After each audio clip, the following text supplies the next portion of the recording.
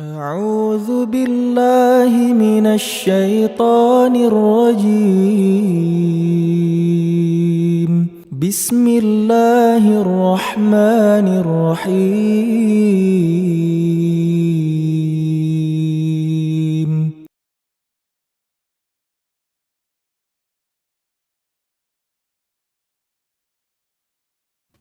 السلام عليكم ورحمة الله وبركاته. الحمد لله رب العالمين، وبه نستعين على أمور الدنيا والدين. أشهد أن لا إله إلا الله وحده لا شريك له ولي الصالحين، وأشهد أن محمدا عبده ورسوله الصادق الوعد الأمين، صلوات الله وسلامه عليه وعلى آله وأصحابه أجمعين، ومن تبعهم بإحسان إلى يوم الدين. أما بعد، إخواني حفظكم الله جميعا، jamaah ini rahmati Allah subhanahu wa ta'ala. Kita bersyukur kepada Allah subhanahu wa ta'ala yang masih menganugerahkan bagi kita semua nikmat,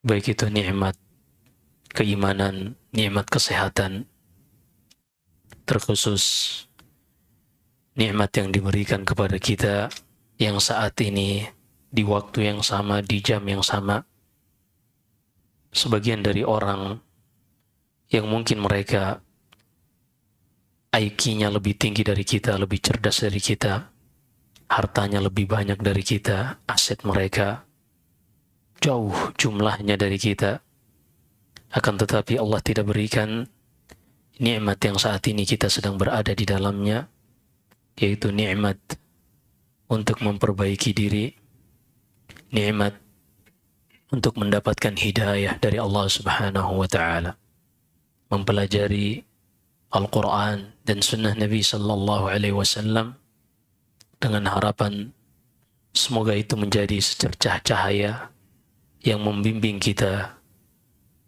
kembali kepada Allah subhanahu wa ta'ala. Di dalam Sahih Bukhari dari sahabat Abu Hurairah radhiyallahu ta'ala an, Nabi sallallahu alaihi wasallam bersabda, "Idza arada Allahu bi'abdin ista'malah." Jika Allah subhanahu wa ta'ala menginginkan kebaikan bagi seorang hamba, Allah akan mempergunakan orang tersebut. Qila wa masta'amala ya Rasulullah. Sebagian sahabat bertanya, bagaimana Allah mempergunakan seorang hamba ya Rasulullah yang Allah inginkan kebaikan baginya? Rasulullah menjawab, yuwaffiquhu lil amali salihah thumma yatawaffahu alaiha.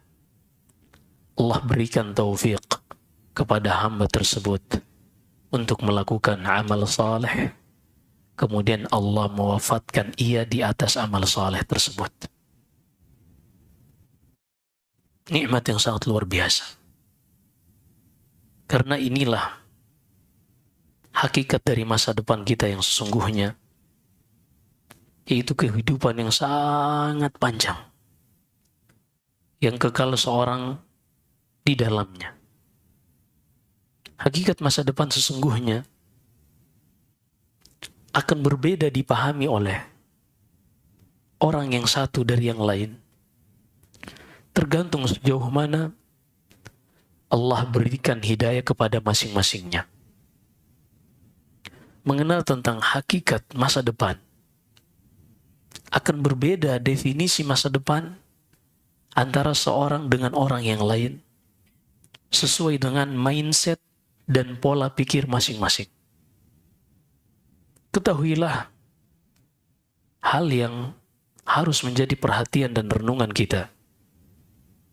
Mindset ini sangat berperan di dalam seorang mengambil tindakan, mengambil kebijakan dalam hidupnya, apa yang harus dia dahulukan, apa yang dia lakukan, apa yang dia jauhi, Ini tergantung mindset, tergantung pola pikir.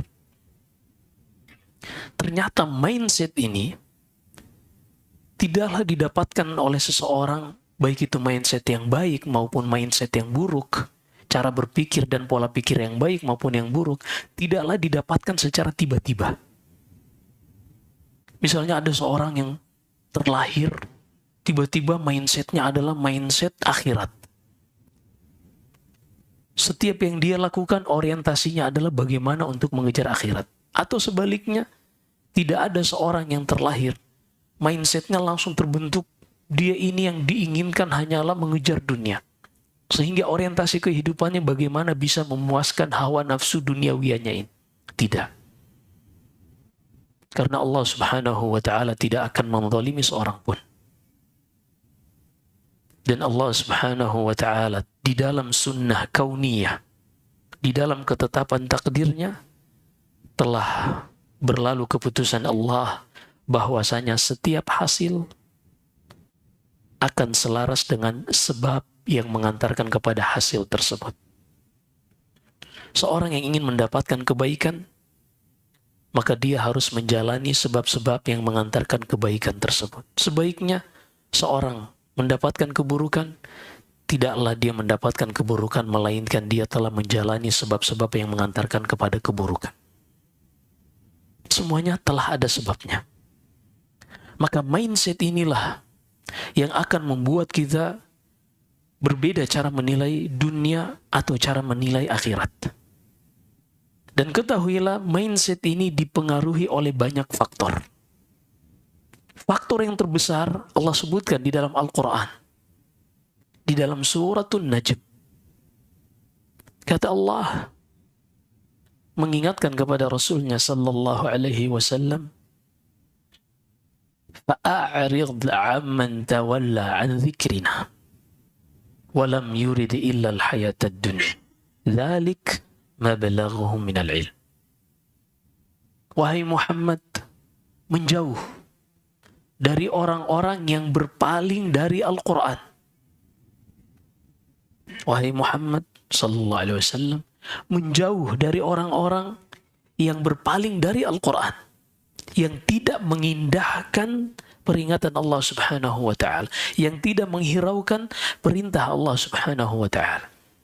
Kemudian kata Allah menyebutkan hal tersebut, dzalika ma balaghuhum minal ilm walam yurid illa al-hayatad dunya.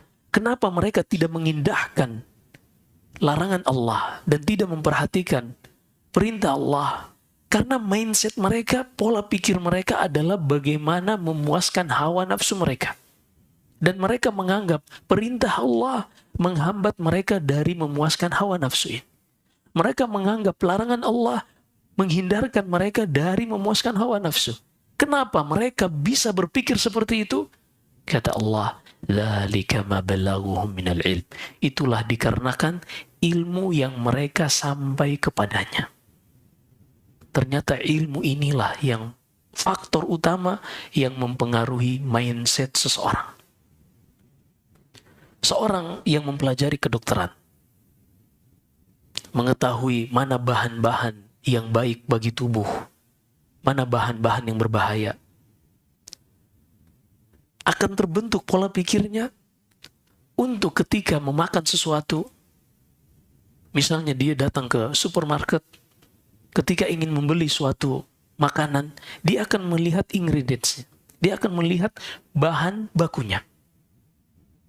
Di situ apakah ada bahan-bahan yang merugikan kesehatan atau tidak. Kenapa dia bisa melakukan hal tersebut? Karena ilmu kedokteran yang dia pelajari membimbingnya untuk menjaga tubuhnya sesuai ilmu yang dia sampai kepadanya. Sehingga kalau baik dia akan makan, kalau buruk dia akan tinggalkan. Tapi seorang yang, mohon maaf, tanpa merendahkan profesi ataupun yang lainnya, seorang yang mungkin sejak kecil hidupnya di jalanan, dia misalnya hanya ngamen, nggak pernah menyentuh bangku sekolah, dan juga lingkungannya bukan lingkungan orang yang care, perhatian dengan kesehatan, apa saja akan dia makan. Apa saja akan dia makan. Kenapa? Dia tidak seperti orang yang tadi akan memeriksa terlebih dahulu apakah bahan-bahan tersebut baik untuk ia konsumsi sehingga dia ambil, atau buruk untuk tubuhnya sehingga dia jauhi. Kenapa semua disikat dan dilahap oleh dia? Mindset. Karena pola pikirnya sudah terbentuk oleh ilmu yang dia sampai kepadanya. Tidaklah orang yang mempelajari kedokteran atau mungkin bagian gizi, tidaklah dia bisa menjaga dirinya dari hal itu dikarenakan dia telah belajar tentang hal tersebut. Yang satu, dia tidak pernah belajar, maka tidak mungkin dia bisa tiba-tiba langsung tahu. Gak ada. Kita lahir di muka bumi ini, Allah tetapkan, wallahu akhrajakum min butuni ummahatikum la ta'lamuna syai'an. Dalam surat An-Nahl kata Allah, dialah yang mengizinkan kalian terlahir dari rahim ibu kalian dalam keadaan kalian tidak mengetahui apapun. Artinya untuk mengetahui sesuatu yang nanti akan membentuk mindset kita, kita harus belajar. Sehingga jangan heran kalau kita temukan kebanyakan orang-orang mungkin di sekitar kita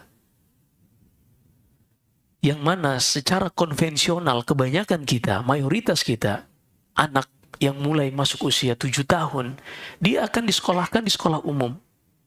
Setelah 6 tahun masuk SMP, setelah 3 tahun masuk SMA, yang mana apa yang kita pelajari, porsinya adalah semuanya dunia. Kita tidak mempelajari agama kita kecuali sangat sedikit.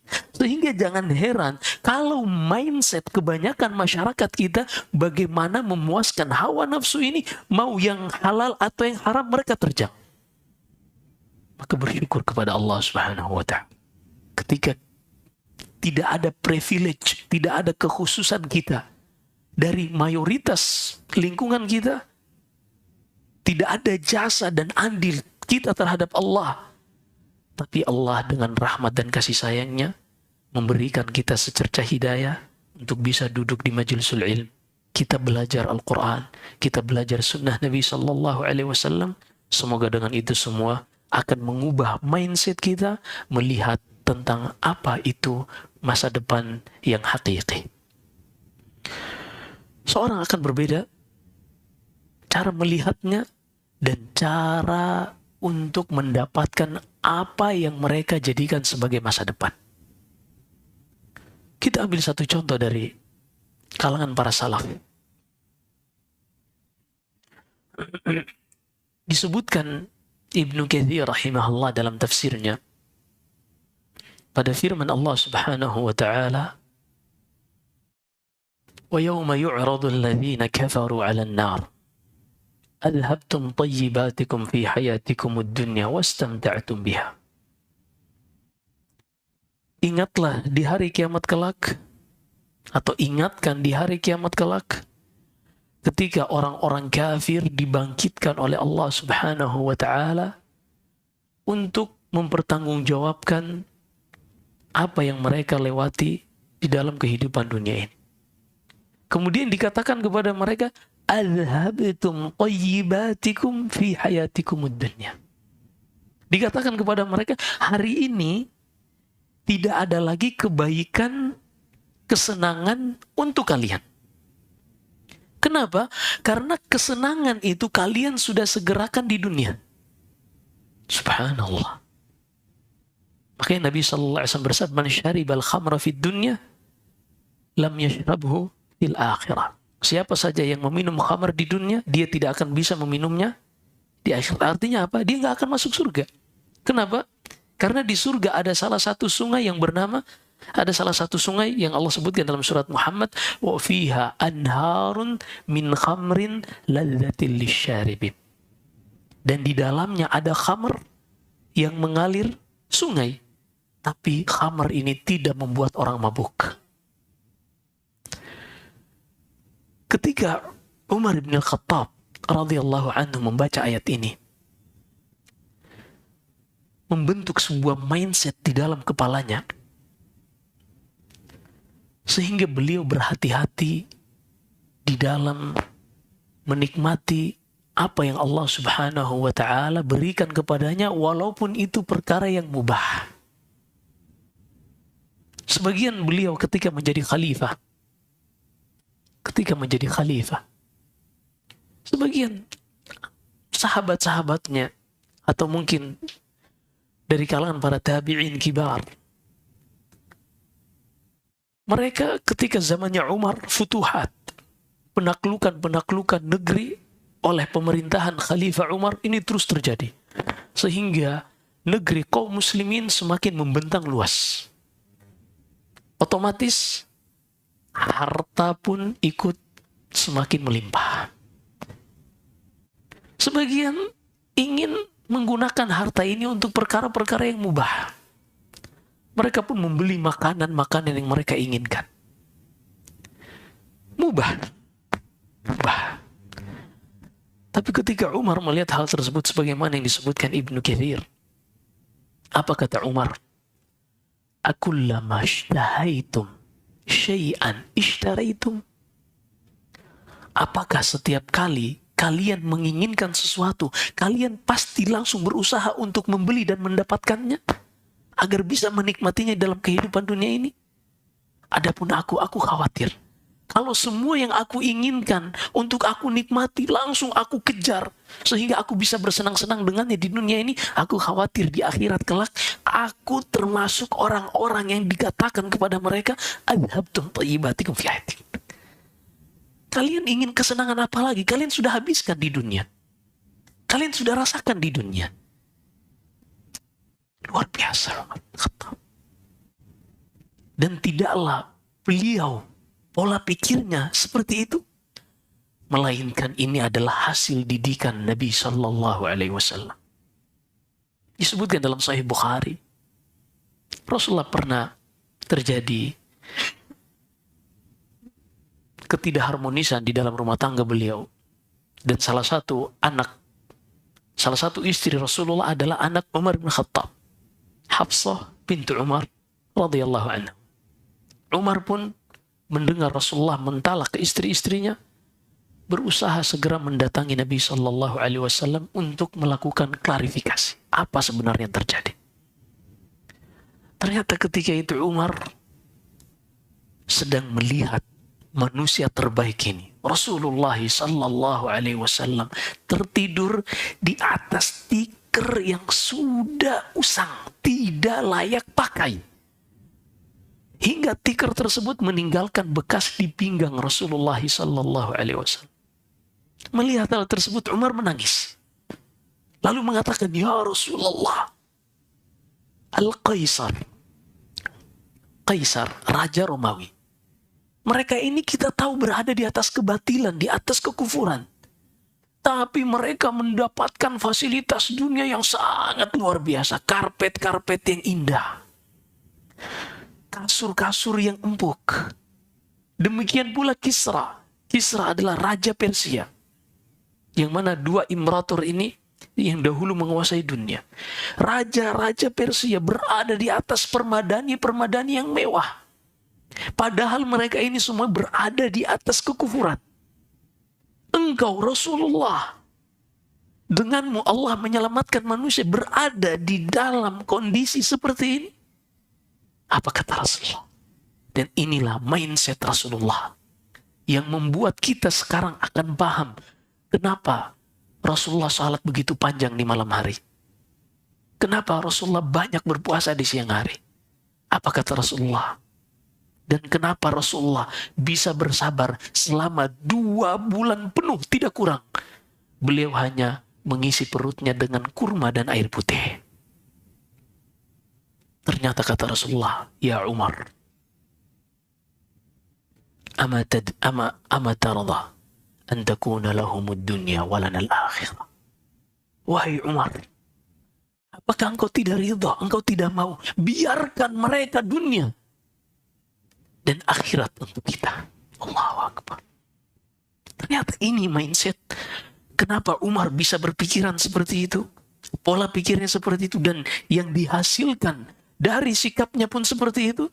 Ternyata ini adalah didikan Nabi Sallallahu Alaihi Wasallam. Sangat luar biasa. Dan tidaklah Rasulullah seperti itu, melainkan itulah didikan dari Allah Subhanahu wa Ta'ala. Walal akhiratu khairun wa abqa. Di akhir surat Ad-Duha kata Allah,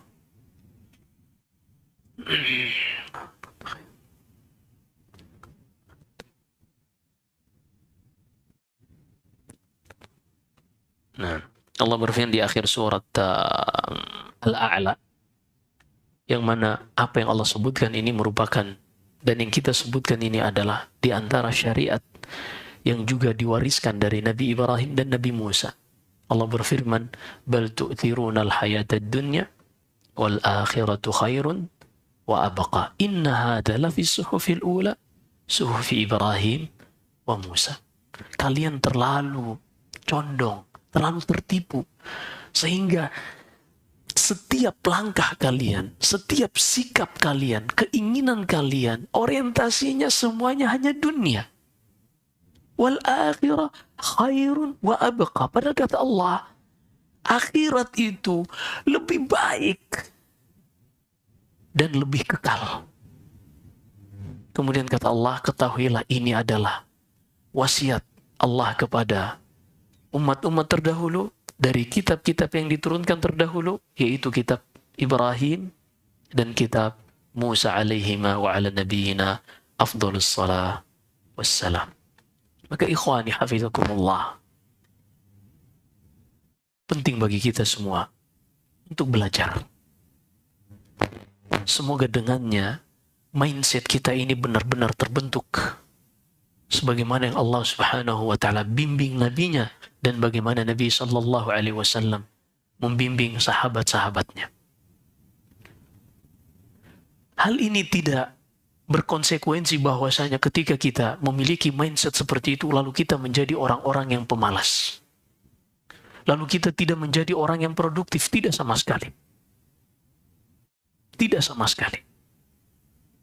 Justru seorang ketika mempelajari Al-Quran dan Sunnah, ketahuilah, bimbingan Al-Quran dan Sunnah inilah yang menuntut dia untuk terus menjadi orang yang produktif. Nabi SAW bersabda, kafa bil mar'i ithman an yudayyi'a man yaqut.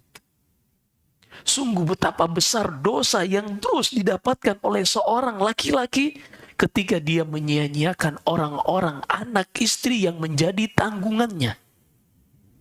Ini Nabi SAW yang mengatakan seperti ini.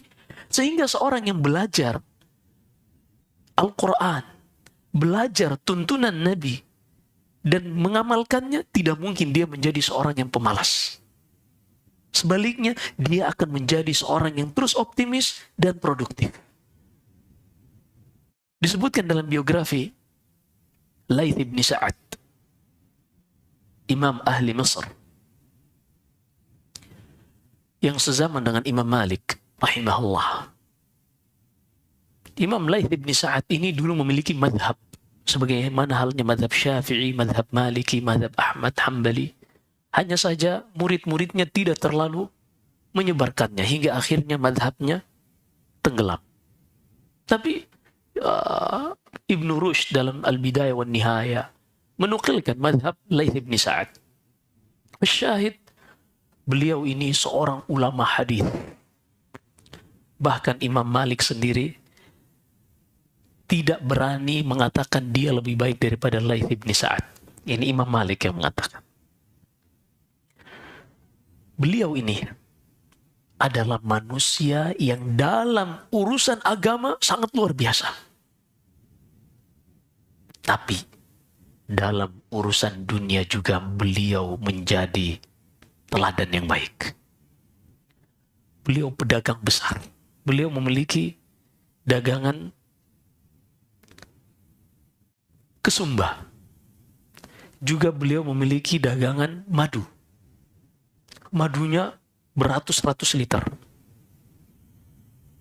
Tapi beliau telah terlebih dahulu mempelajari Al-Quran dan Sunnah. Sebelum beliau menjadi orang kaya, pemasukan beliau, kata Az-Zahabi, dalam 1 tahun tidak kurang dari 50.000 dinar.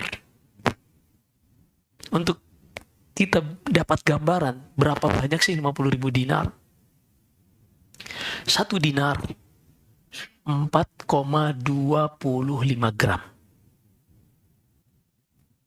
4,25 gram. Sehingga kalau nisab emas 20 dinar berarti 85 gram. Seperti itu menghitungnya. Nisab emas 20 dinar. 1 dinar 4,25. 4,25 kali 20 berapa? 85. 85 1 gram sekarang 1 juta lebih. Taruhlah 1 juta. 1 gram 1 juta. Berarti nisab emas adalah 85 juta. Kali 50.000. Kali 50.000. Ini dulu pedagang-pedagang yang memonopoli pasar.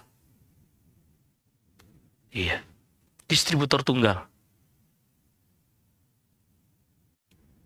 Tapi sebelum beliau diberi kekayaan seperti ini, beliau sudah diberikan oleh Allah yang jauh lebih berharga. Ilmu Al-Quran dan hadis yang ada di dalam hatinya. Apa yang terjadi? Kata anaknya Saleh ibni Laith ibni Sa'ad, "Ma tajibu zakatu ala abi qat." Ayahku ini tidak pernah kena wajib zakat. Kenapa?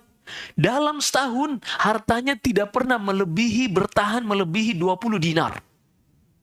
Artinya apa? Semuanya disedekahkan untuk kaum muslimin. Manusia-manusia yang menyimpan hartanya di langit. Subhanallahiladzim. Ini masalah mindset. Yang membuat seseorang melakukan atau tidak melakukan adalah mindset. Dan mindset ini dibentuk oleh ilmu yang dipelajari oleh seseorang. Maka seorang yang ingin memperbaiki diri, untuk mengetahui apa yang dia lakukan baik atau tidak, maka tidak ada jalan lain kecuali belajar. Karena tadi kita sudah sebutkan, seorang yang lahir di muka bumi ini datang dalam keadaan nol. Bahkan kalau di depan anak bayi yang baru belajar merangkak, usia 6 bulan, 7 bulan, sampai 1 tahun. Di depannya ada lilin yang menyala.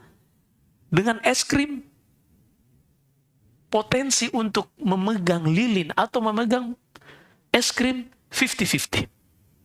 Kenapa? Karena tidak ada ilmu yang mendahului untuk dia bisa bedakan bahwasanya lilin itu panas, api lilin itu panas, dan es krim itu dingin. Demikianlah keadaan hidup kita pertama kali datang ke dunia ini. Kapan anak ini bisa membedakan api lilin itu panas dan es krim itu dingin? Ketika dia sudah melewati pengalaman-pengalaman. Pengalaman hidup inilah yang akan membimbing dia, menjadikannya lebih dewasa, dan sel-sel di dalam otak ini terus berkembang, jam terbang yang ia lewati, inilah yang akan membuat seorang lebih dewasa. Maka sangat disayangkan jika usia seseorang terus bertambah, bahkan semakin mendekati garis finish, tapi ilmunya tidak bertambah sama sekali. Nasallahu salamul afiyah. Disebutkan dalam surat Fatir. Jam berapa, bos?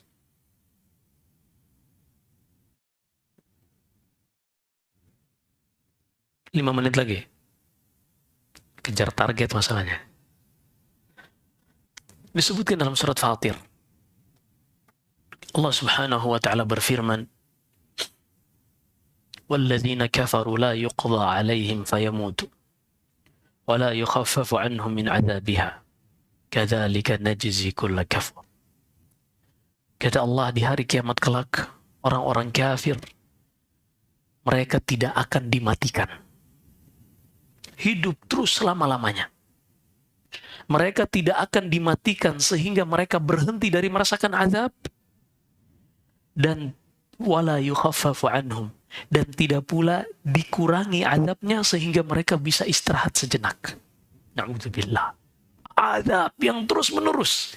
Bahkan ketika kulit mereka ini mulai gosong sehingga merasakan kebas, nggak kerasa lagi panas, baddalnahum juludan ghairaha liyadzuqul adzab. Kami ganti dengan kulit yang baru. Agar apa kata Allah? Agar mereka merasakan azab yang sangat pedih. Allah yang menciptakan manusia, yang menciptakan kulit, mengetahui karakteristik kulit. Kulit itu kalau udah kapalan, terbakar, udah hitam, jadi kayak kebas, syaraf-syarafnya mati. Allah yang menciptakannya, Allah tahu. Kalau sudah seperti Allah ganti dengan kulit yang baru, agar apa? Mereka benar-benar merasakan azab. Na'udzubillah. Dalam keadaan seperti itu, wahum yastarikhuna fiha. Mereka meminta kepada Allah dengan suara yang berteriak. Berteriak karena panik, karena sakit. Na'udzubillahi min dzalik. Rabbana akhrijna na'mal salihan ghairal ladzi kunna na'mal. Mereka berteriak dengan mengatakan, ya Allah, izinkan kami keluar sejenak. Kembalikan kami pada kehidupan dunia agar kami beramal amal soleh yang dulu kami lewatkan, yang dulu kami tinggalkan. Mereka meminta. Tapi subhanallah, tadi kita sebutkan segala hasil tidaklah seorang bisa sampai kepadanya kecuali melewati sebabnya. Apa kata Allah? Allah menolak permintaan mereka dikarenakan dua hal. Kata Allah, awalam nu'ammirkum ma yatadzakkaru fihi man tadzakar. Wahai kalian orang-orang yang di dalam neraka, bukankah dahulu kami sudah berikan kepada kalian usia, umur yang seharusnya semakin hari dengan pengalaman yang kalian lewati, dan juga sel-sel yang ada di otak kalian yang terus semakin matang, harusnya bisa membuat kalian semakin hari lebih dewasa di dalam menghadapi dan menyikapi kehidupan dunia ini. Awalam nu'ammirkum ma yatadzakkaru fihi man tadzakkar. Seharusnya usia yang kami berikan kepada kalian ini membuat kalian tuh lebih cerdas, lebih bijak di dalam berpikir dan bersikap di dalam kehidupan dunia ini. Ini alasan pertama kata Allah, kenapa kalian tidak dikembalikan di dunia. Karena dulu sudah diberikan kesempatan itu, tapi kalian tidak manfaatkan. Jadi jangan kita menyangka usia yang Allah berikan kita penangguhan menuju garis finish kematian kita, itu bukan nikmat mahdhah. Bukan kenikmatan yang kita untuk bersenang-senang. Tapi ketahuilah itu ujian yang setiap detik kita lewati akan dimintai oleh Allah subhanahu wa ta'ala pertanggungjawaban terhadap hal tersebut. Yang mubah kita lakukan dari setiap detik ini akan dihisab, dan yang haram akan diazab. Sallallahu alaihi wasallam. Kemudian argumen yang kedua yang Allah jelaskan kepada mereka sehingga kenapa mereka tidak dikembalikan ke dunia untuk beramal saleh. Waja'akumun nadhir. Dan semasa di dunia telah datang kepada kalian pemberi peringatan. Abdullah ibn Abbas, sebagaimana yang dinukil Ibnu Katsir dalam tafsirnya, menafsirkan kalimat an-nadhir, pemberi peringatan, dengan sesuatu yang sangat membuat kita semua takut dan semakin berhati-hati dalam kehidupan dunia. Kata beliau, dan telah datang kepada kalian pemberi peringatan, dan kata Ibnu Abbas, waja'akumus syaib, dan di kepala kalian ini telah nampak uban. Jangan main-main. Seorang yang sudah memiliki uban, itu adalah argumen dari Allah bahwasanya kita tidak muda lagi untuk hanya dihabiskan dengan bersenang-senang. Ketika sudah ada uban, ketahuilah itu peringatan bahwasanya garis finish tidak jauh lagi. Waja'akumun nadhir. Khalas, tutup. Baik, kita tutup karena habis adzan langsung qomat ya. Semoga Allah subhanahu wa ta'ala merahmati kita semua, memberi hidayah dan taufik kepada kita untuk istiqamah belajar dan belajar. Apapun permasalahan kita, hanya dunia berakhir dengan kematian kita. Tapi apa yang akan kita lewati setelah kematian lebih berat, dan itu tidak ada habisnya. Maka kita memohon kepada Allah Subhanahu wa Ta'ala dengan nama-namanya yang indah dan sifat-sifatnya yang maha tinggi. Semoga Ia senantiasa menjaga kita di atas ilmu yang bermanfaat dan amal saleh hingga Allah mewafatkan kita di atasnya dan memasukkan kita ke dalam surga. Wallahu a'lam. Jika ada benarnya semata-mata dari Allah Subhanahu wa Ta'ala. Jika ada kesalahan dan kekurangan dari saya, wa astaghfirullah li wa lakum. Mudah-mudahan kita bisa berjumpa di lain kesempatan, entah kapan. Wallahu a'lam. Sallallahu wasallam wa baraka ala nabiyyina Muhammad. Subhanakallah wa bihamdik. Asyhadu an la ilaha illa anta astaghfiruka wa atubu ilaik. Wassalam.